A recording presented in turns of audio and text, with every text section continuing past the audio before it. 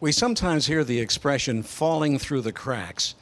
That means people who just can't seem to make it work. They just can't seem to find their way in life. They fall through the cracks. Now, there are some federal and state and local programs that try to help these people, but many times it's a nonprofit organization that picks up the pieces and starts from scratch to have them find a way in life. Such an organization is the Lighthouse, a nonprofit organization here in Western Pennsylvania. Let's step inside and talk with some people about keeping people from falling through the cracks.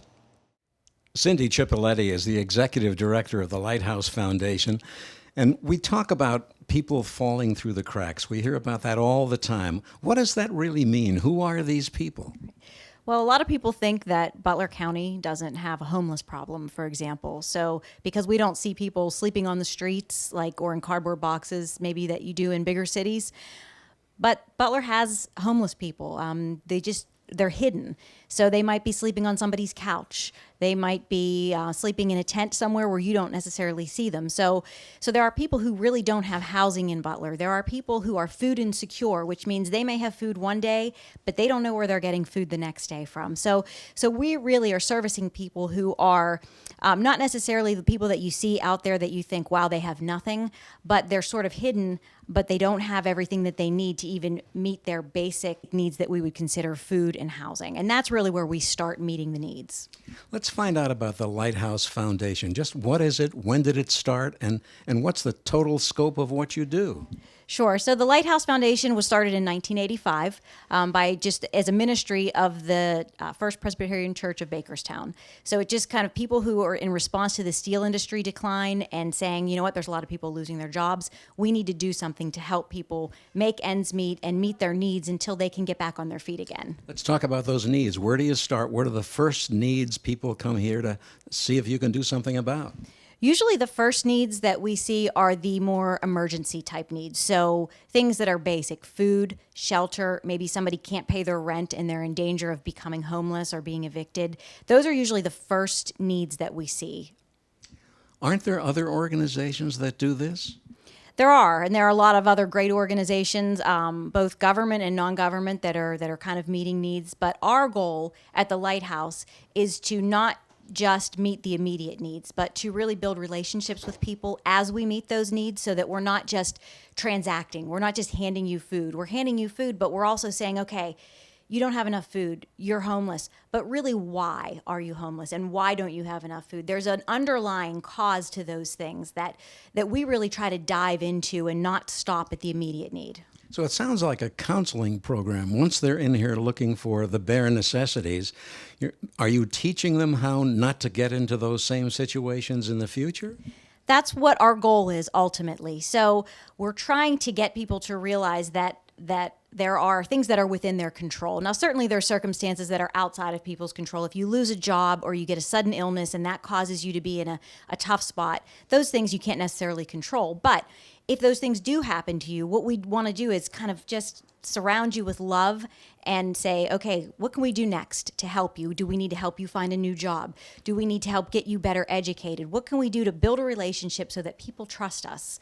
They trust us to help them, and that really what we want to do is get them to transition to self-sufficiency. Aren't some people at a point where they've given up so much they have no faith in themselves, they have no self-esteem, and they feel that there's no better way for them to live? Yes, absolutely. And that's unfortunate, but it's something that we embrace, and we say, okay, we understand. And our staff and our volunteers, a lot of them have been in those situations. So we can say, you know what, we understand. We're not going to give up on you. We want to walk this walk with you. And it's not something that takes a day or a week or even 6 months. Sometimes it takes a year. Sometimes it takes 2 years. But we really, our goal, we're committed to walking with people and helping them make a better life for themselves. Cindy, let's look through the process. Take it step by step.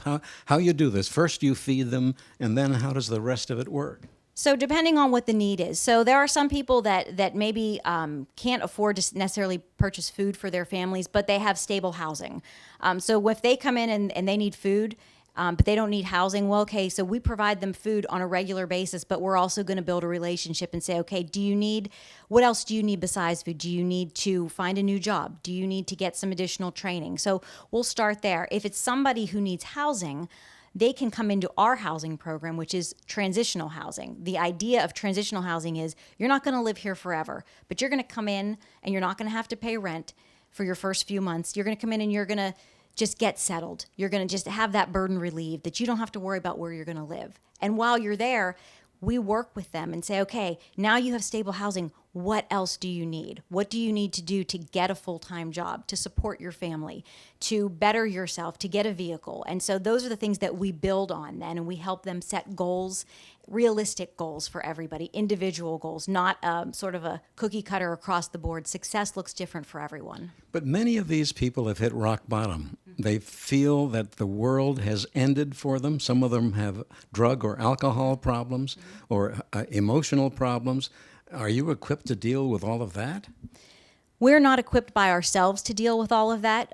What we try to teach people is that, God created them for a purpose, and that while they've made mistakes in life, all of us make mistakes in life, and that they can recover from those mistakes. So if it's somebody who maybe has severe mental health issues or somebody who has addiction issues, we ourselves might not be equipped to deal with that. But if they're living in our program, we're going to get them the help and the resources they need. And that means sometimes driving them to and from appointments, taking them to their AA meetings, taking them to NA meetings, taking them to mental health counseling, family counseling, whatever it is that they need to do to rebuild the brokenness that they're suffering from. How long does that whole process take?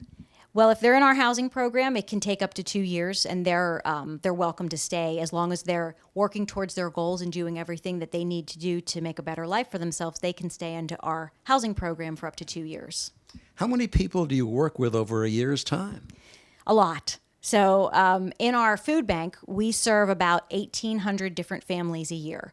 And those are families throughout Butler County and also in the northern Allegheny County area. In addition to that, we're also serving through our housing program about 83 to 90 people a year. And that includes generally around 35 children that are in our housing program at any one time with their parents.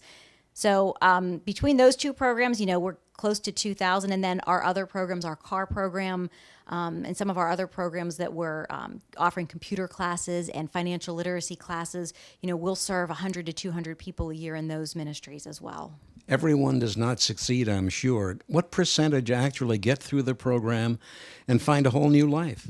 With the housing program, because it's more than just providing housing, it's really providing a life betterment program for people. We generally find that families are more successful than if we're just serving an individual that's coming in without any children or without a spouse. The family success rate for our program is usually about 75%. Now, when I say that, what we mean when we say success, because success does look different for everyone. Some people are capable of more than others are. So our success, if we want to look at just objective standards, is when they leave our program, they move into permanent housing and they have employment that is sufficient to support their family. So that can look different for everybody. That permanent housing might be permanent supported housing, or it might be they've moved into a house that they've bought themselves. If somebody wants to buy into this program or help somebody else buy into this program, how can they get in touch with you? They can call us. They can call us at the Lighthouse. They can get on our website. We take referrals from churches. We take referrals from different county organizations as well. But they're always welcome to contact us directly at the Lighthouse. Cindy, there are lots more people to talk about some of the other programs here at Lighthouse. Thanks for being with us. Thanks for inviting us up. Thank you for being here, Larry. There's another interesting part of the program that we broached a few minutes ago, and that was a safe harbor program where people have a place to go when apparently they have no other place to go. Keith Wright is the manager of that program. Keith, tell us what the Safe Harbor program is. Basically, what happens is when they have nowhere to go, we have a program which is a transitional housing program. They can stay there from 30 to 60 days, and we help them find other residents, permanent or temporary residents after they leave there.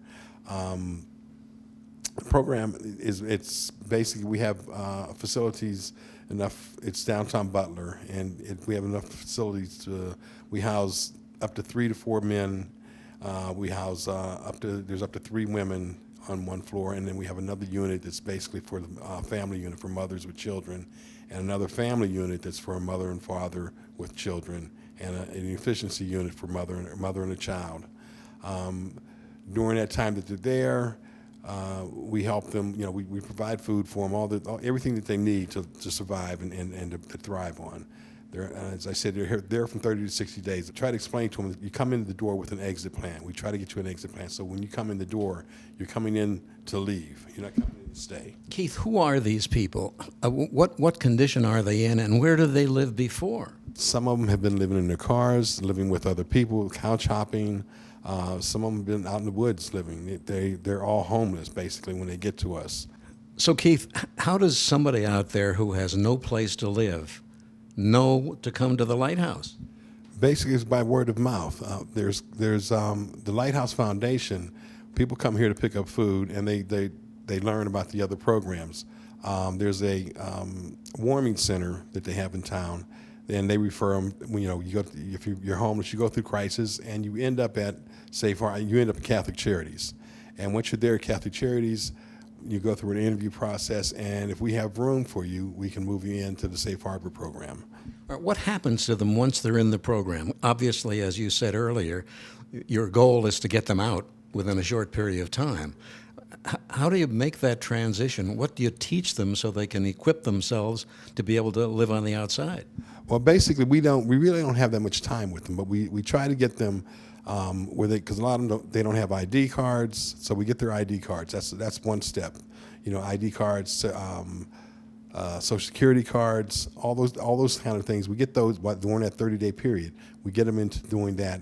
Then we get them into looking for jobs.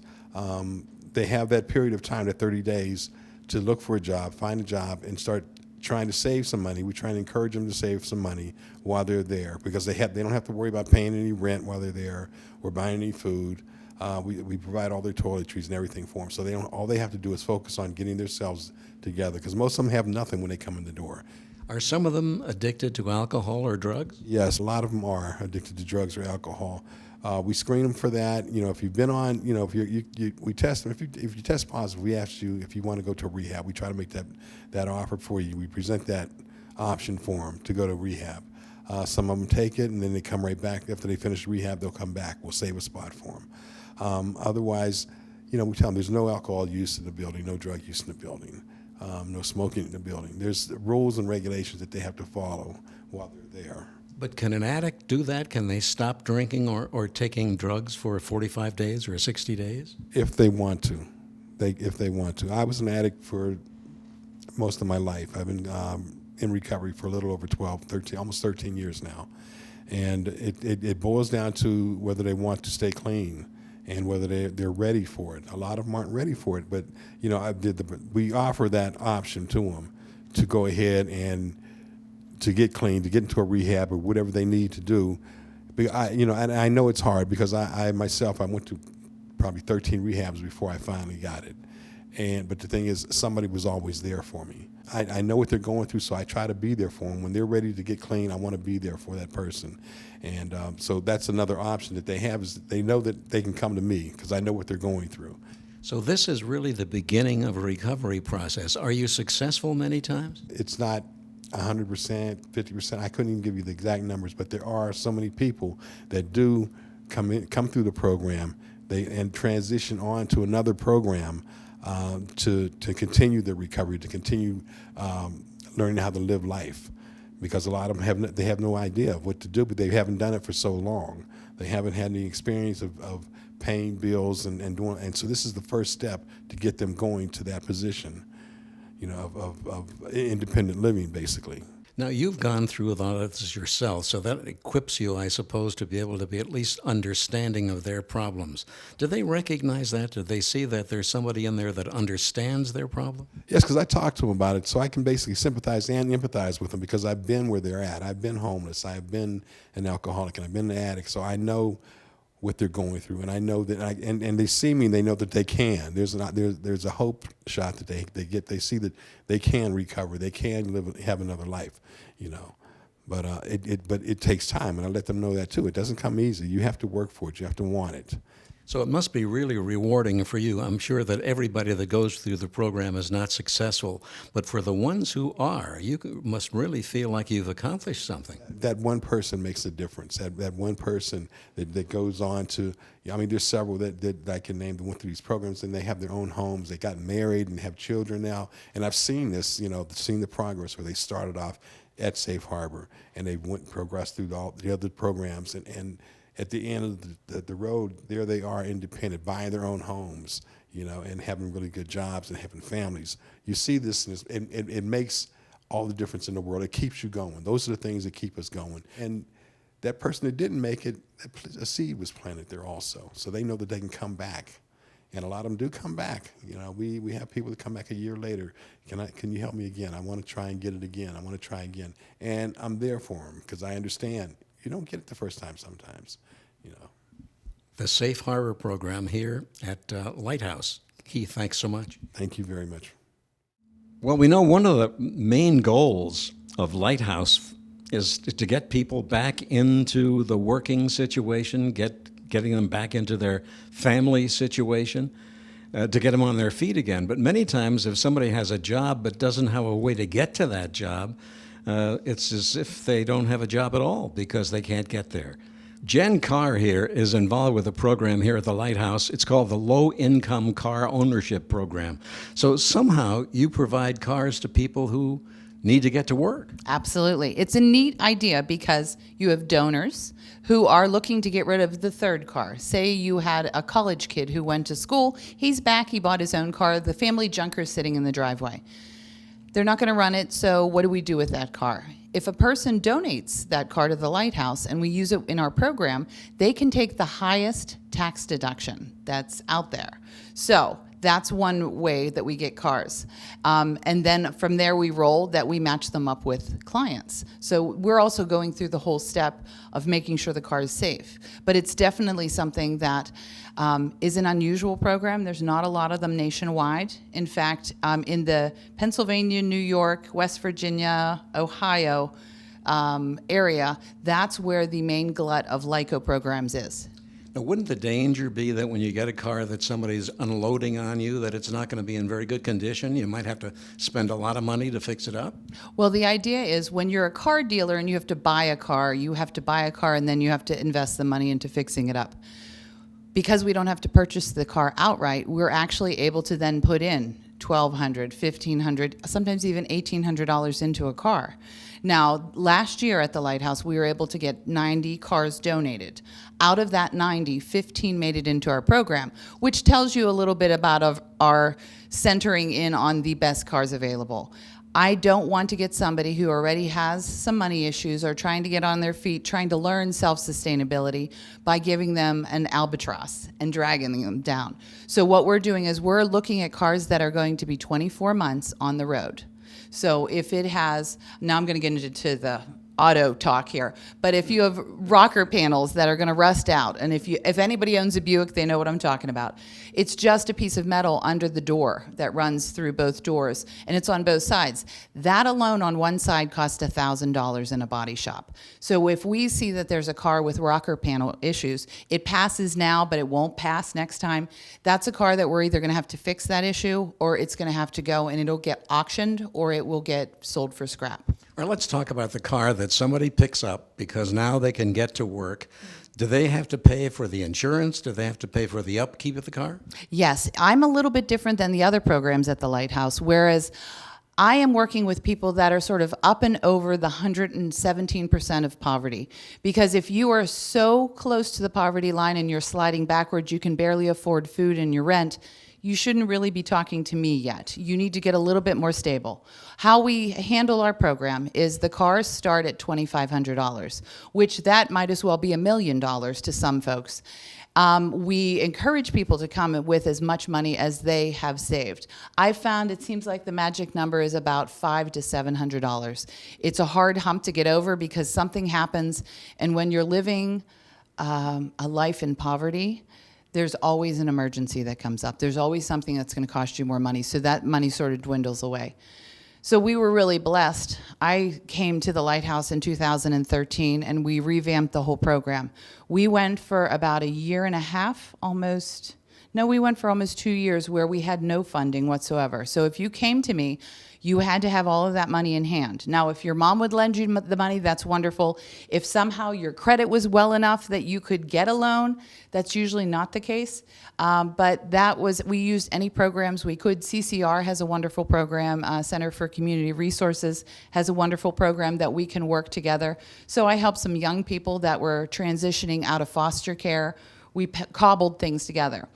As of 2015, we actually partnered with Butler Armco Federal Credit Union, and they were able to look at helping us give small loans. So it's a loan up to $3,000. The person has to come to the table with 7 or 8 of their own, because in my business, I've been doing this for almost 10 years, not here at the Lighthouse, but at another program. And my thing is always, if you have skin in the game, it's worthwhile. It's something you'll take care of. You're not going to lend it to a friend and they're going to beat the crap out of your car. So that's something so we have started this loan program, and with a $700 to $800 down payment, they can then get into a car payment for the next 2 years. Jen, if somebody wants to get involved with your program, the CAR program, do they have to be involved with any other Lighthouse programs? Absolutely not. People have come to me from outside, have been referred in from family members. They know of the Lighthouse. They've donated to the Lighthouse. They can just go to our website, thelighthousepa.org, and actually find our CAR page and actually download an application from there. Or if they're passing here, if there's somebody who uses the food bank and they want to get more information, they can always ask one of the members here, and that'll be a way to get them to a application and a budget. Jen, thanks very much. Thank you so much.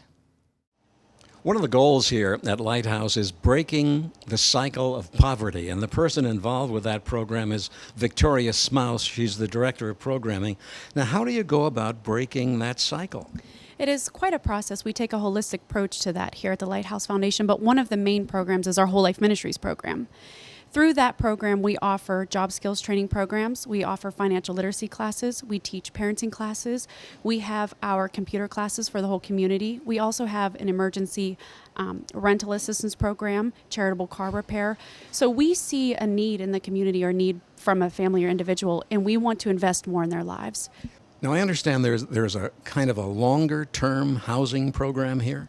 Yes, we have our 18-month transitional housing program here at the Lighthouse Foundation. How does that work? We have homeless families or individuals that are referred to us, or they just come to us, and they are with us for 18 months. They work with a resident manager and a case manager to create goals, to make steps towards those goals and work towards those. And some of those goals could be employment, could be getting their children back into their custody, to remain sober, keep their sobriety.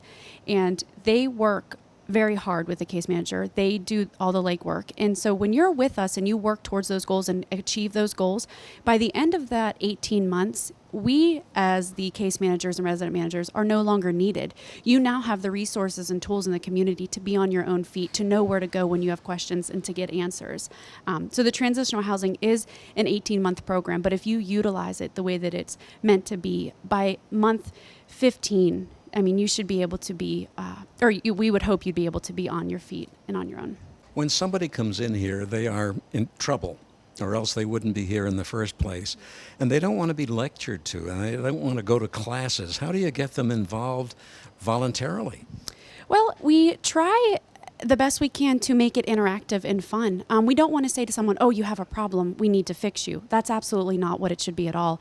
It is, we see that you're in this situation. How can we help you break that cycle of poverty? How can we help you get those tools or skills that you need? Maybe you don't have your resume. Maybe you've never had a job interview. Let us help you practice with that. Maybe you need to take a computer course and get those skills to put on that resume. We want to be able to help you with that. Now, that's throwing a lot of information. Where do you start? What's the first part of that list that you work with that gets the person into the program to start with? Well, we meet that person exactly where they are, whatever they're interested in, whether it's coming here for the food through our food pantry, or maybe they're in our housing program. We have classes offered at different times, but we want to see where that person's at and what they could use or what they could need at that point in time and go for the most recent classes or what they're interested in. There's an impression out there that many people look down upon those who are in situations that are not as nice as ours, and that they want to be there. They just don't want to try. They want to take, and they don't want to give anything. It sounds to me like some of the people you're working with really want a way out. Absolutely. I think the people that think that have never been in their shoes, and that would be very judgmental of them. But the people, it's not like you wake up and you want to be homeless or you want to struggle paycheck to paycheck, or you even make that choice that you want to be addicted to something. So they feel hopeless, and we want to provide hope here at the Lighthouse. So the people we work with, they do struggle, and we're here to help them with that struggle. Are they all capable of learning some of these things? Everybody's different. Everyone is absolutely different, and all of these classes are at a very basic level and step up gradually. But I think the curriculum for these courses, it's very easy to understand. It's very fun and interactive. It's not like I'm teaching you, standing there teaching you. It's a group. We learn together as a whole. Do you see some successes? Do you see people taking the subject matter and taking it seriously? Oh, absolutely. The success stories are what you hold on to when you're teaching these courses. And we had a family that thought owning a home was never a possibility, that they were going to pay rent and scrape by for the rest of their lives.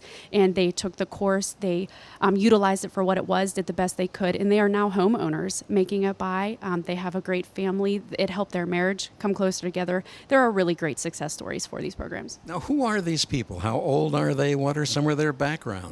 Sometimes we have younger people, anywhere from 18 to 30, that maybe have children, they don't have children, they've come on hard times, they were bouncing around homeless, and they were in some type of need. We have a lot of older people as well that maybe are collecting a disability check, or they served for our country and they just fell on hard times with hospital bills or access to things that they needed. So we have a huge range of age, gender, race. Anybody could benefit from these classes. Don't some people see that life is a dead end, that they don't really have a chance of getting above all that? Oh, absolutely. We see that more often than not. And that's why we're to be the hands and feet of Christ, to provide that hope that it is not the end of the road and you have a purpose for your life, for your money, for your finances, and God loves you. Now, you have a personal background that maybe leads to understanding these people's problems. So what did you have to go through yourself? Everyone goes through their ups and downs, whether it's an addiction background or bad family history. But I went through a lot of my own struggles that led me to this, that led me to being able to understand people's hurt and their needs. And I've been to what I thought was the end of my rope. I've been to the point where there was no hope, that I didn't know what I was going to do next. But through that, I found the Lighthouse Foundation. I found Christ, and I turned my life around, and I don't look back a day. It sounds almost like it was easy for you. I'm sure that it wasn't. Do you find it that other people find it harder than what you're describing in your own life? Oh, yes. I mean, there are far worse situations, or people go through much worse things than I've ever seen in my life. And for me, just to say, oh, I accepted Christ and my life was fixed is a lie. But you take it day by day, step by step, and you need people in your lives to encourage you and stand by your side and be that kind of shoulder to lean on, and that's what we try to be here at the Lighthouse Foundation. Do some people reject the idea of any spirituality? Absolutely. And that's okay. Some people don't want to hear about God. They don't want to hear, what Christ did for you, and that's fine. We are to accept people where they are, non-judgmental, and we just want to love them as Christ would love them. So we try to do what we can for them, reach out to them, and provide them the resources. What would you say to some people listening and watching right now who maybe have troubles? They don't know where to turn. What would you say to them to invite them to come in to at least talk to somebody to find out if there's a way out? The first thing I would say is that you have nothing to lose. You absolutely do not. Please check out our website. Stop into one of our offices at any time. Give us a call. We'd be more than happy to talk with you, see where you're at, see what we can do for you, or just have a conversation. Victoria, thanks very much. Thank you. So now we know there's a Lighthouse Foundation here in Western Pennsylvania, a nonprofit organization that helps keep people from falling through the cracks. I'm Larry Berg. We'll see you next time on Faces and Places.